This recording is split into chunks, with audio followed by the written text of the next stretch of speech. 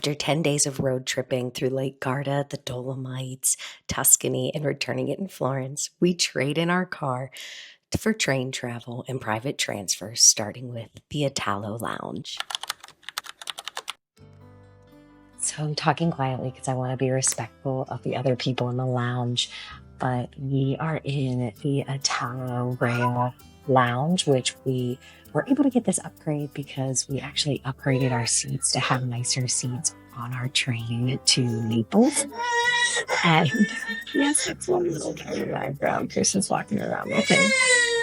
But the upgrade for the nicer seats on the train, completely worth it because we're traveling with both of my parents who are in their 70s, our little guy who's just a year old, and it'll be nice to relax in our own area. Plus, it was only €5 per person.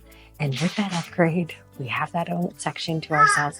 Plus, we have access to this lounge. All right, had to help the little guy get a snack, traveling as a mom, motherhood. But so with that €5 upgrade per person, so it was 4 people, $20, we're able to have access to this lounge that has free snacks.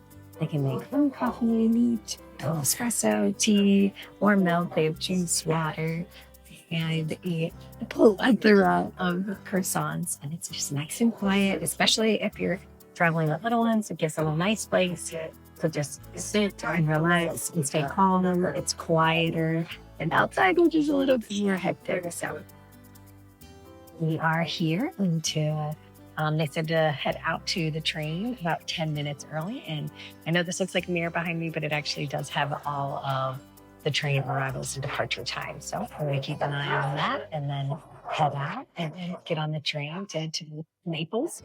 And we have a private transfer picking us up to take us to Pompeii. What'd you think of your first lounge? I thought it was the perfect place to relax. It was quiet and calm, and the snacks were good. So now I feel ready and less anxious for the train. My first train ride in Italy. Oh, they had bathrooms in there, and way to go, Italo, because they had a very nice changing table.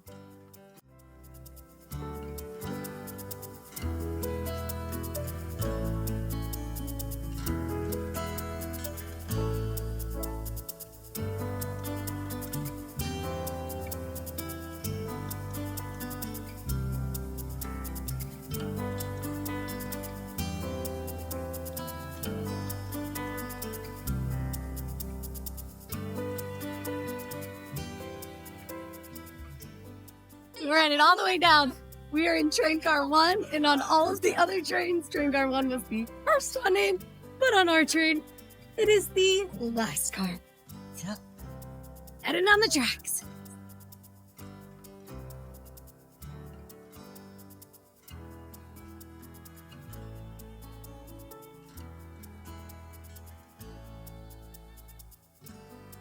We are in Club Car 1. We just made it on. We have our own little room so the little guy can run around.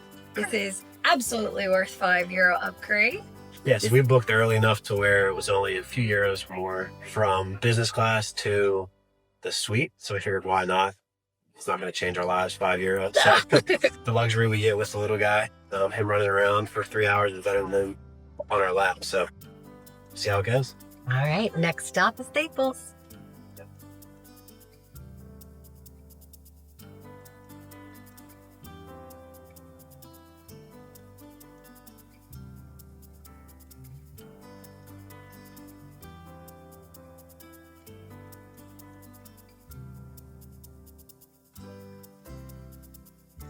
Look at this nice table. I just want to use all the amenities while we have them. Back to coach tomorrow.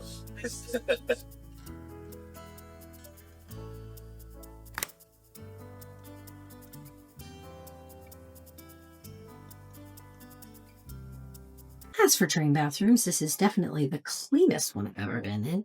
And you press a button to lock it. Never seen that before, but toilet. Nobody on this one.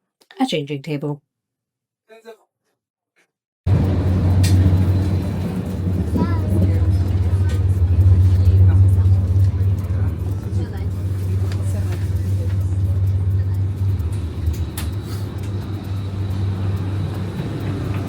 between each train car, there is a restroom area, changing station, if you have any little ones. And then if you go all the way to the front, you'll have the coach and club seats where my family sits, at least on this train.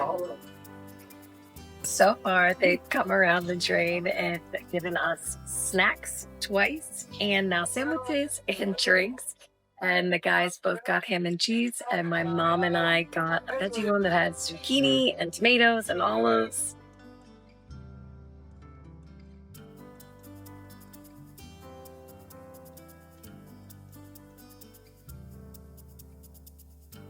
We just got picked up by a company called Day Trip.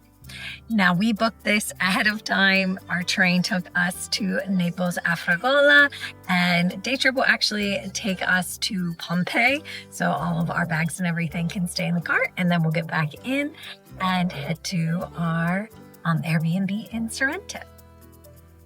After a 45-minute drive, we arrived at Pompeii. We had purchased tickets ahead of time and did not have to wait in line, so headed right in.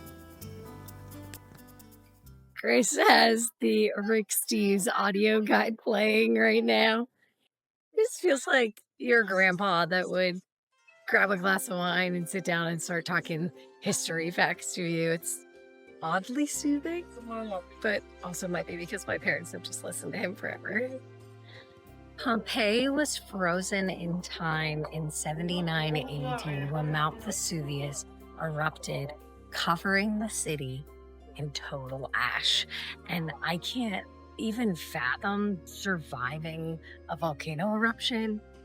Their society completely be taken off the planet because of the ash. Like I can't imagine just how big that would be. And it's just walking around here, everybody is kind of whispering and quiet. It's been very respectful.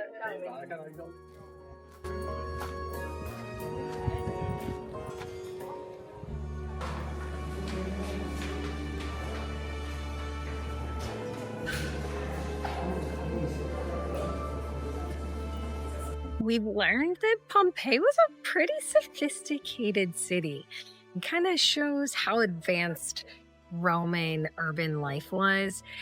It said they had paved streets, sophisticated water systems, and even theaters and fast food style eateries, which I can't imagine what that means, but maybe like a takeaway. But Yeah, probably McDonald's. yes, the golden arches would match in here perfectly. These were actually used to keep the chariots out, so this was a pedestrian mall back in the day. What was the other fun fact we just learned? There were over 40 bakeries here and 30 brothels. Different times. Maybe Game of Thrones-esque? I drink and I know things.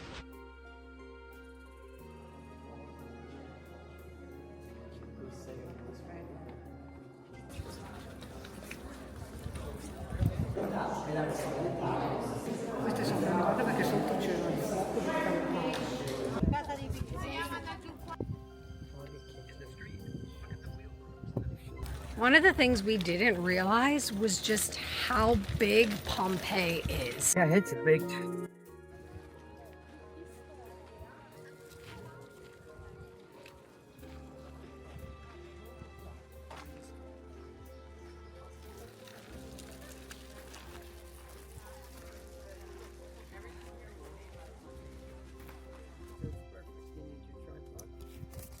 Well, we are just finishing at Pompeii, so I think we're gonna end it here, but I hope that you like, subscribe, and follow along for more, because the next stop we head to is the Amalfi Coast. Let's go.